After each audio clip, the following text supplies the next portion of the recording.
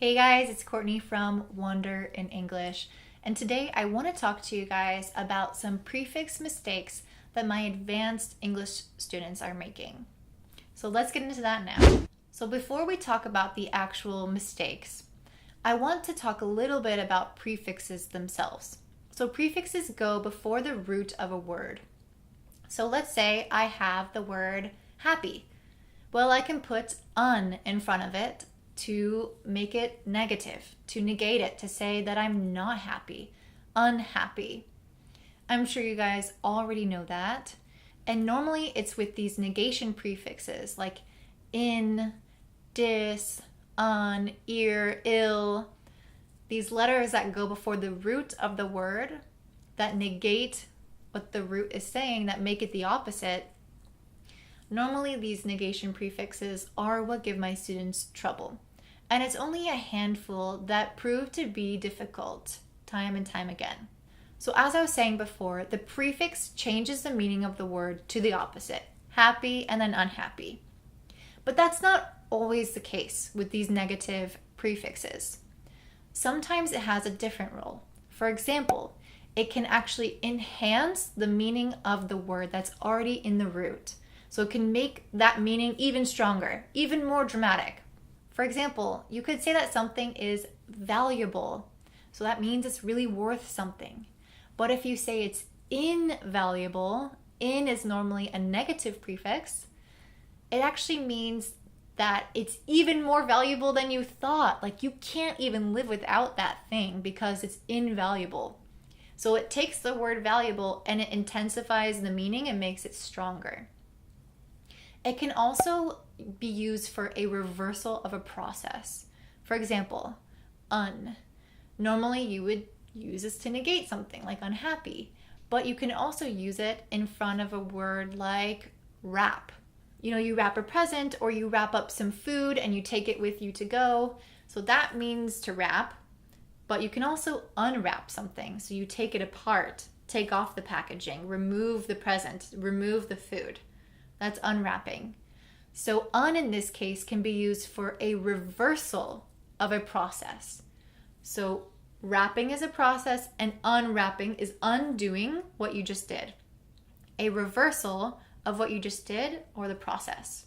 So again, these negative prefixes can be used in other manners, not to just change the word to the opposite meaning. So keep that in mind as we move along. Another thing that you guys should know is that sometimes the prefix will change when it's in front of a noun and an adjective. For example, you could say, I live an unbalanced life. That would be the adjective. But it would change if you made this into a noun. You would say, his imbalance led him to drop out of school. So his imbalance would be a noun in this situation. I am imbalance versus unbalance. So they're very similar words. The root is the same, but one is an adjective and it uses a different prefix than the noun. Another example of this, but with a verb and an adjective, is the root active. So you could deactivate something, or you can make something inactive. So deactivate, inactive. Or another example of an adjective, unstable versus the noun instability. So the root sometimes changes and the prefix will change too, based on whether it's a verb, it's a noun, or an adjective. Just keep in mind that the prefix does not always stay consistent when the root is the same. So the prefixes that give my students the most trouble start with IN. And this can often change when it's in front of a different letter.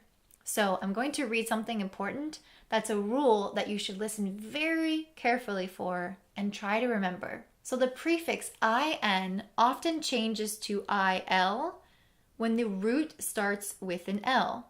So for example, it would be illogical because logical starts with an L, not illogical.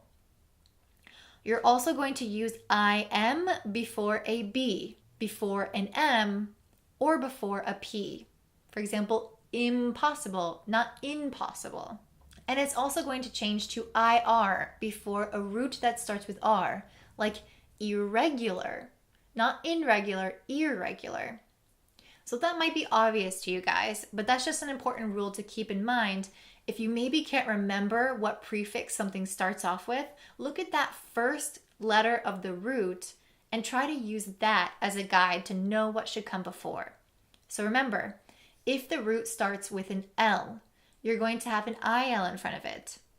If the root starts with a B, an M, or a P, it's going to have an IM in front of it. And if the root starts with an R, it's going to have an IR in front of it. All right, so now let's talk about the actual mistakes that my students are making. So the two most common mistakes that I hear my students make, they will say inconsistent and they will say undecisive. So again, they say inconsistent and undecisive. Those are wrong. It should be inconsistent and indecisive. Both IN. So again, my students are having trouble with IN prefixes. What are some other words that my students mess up with? Well, disbelief, irrational, illogical, not unlogical, illogical,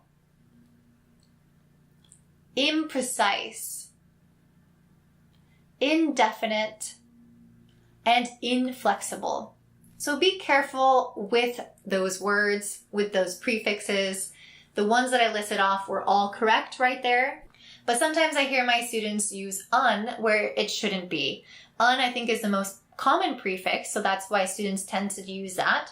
But it's actually not the right one all the time. So be careful, look at the root of the word, look at the first letter, and also take note of the prefixes that sound less familiar to you. The more that you write them down, the easier and more natural they will sound, and you'll use those every time. Thanks so much, guys, for staying tuned. If you like this video, give it a thumbs up, but don't forget to subscribe, and most importantly, hit that notification bell. If you guys want extremely helpful listening practice, then log on to wonderinenglish.com, and you guys will find my advanced English podcast there. I talk about really interesting topics, all the way from AI to budgets to relationships, everything. And I list out the transcript, the vocabulary, and idioms so that you guys can sound more native when you're speaking. Don't forget to check that out. Have a wonderful day, guys. Stay tuned. Bye.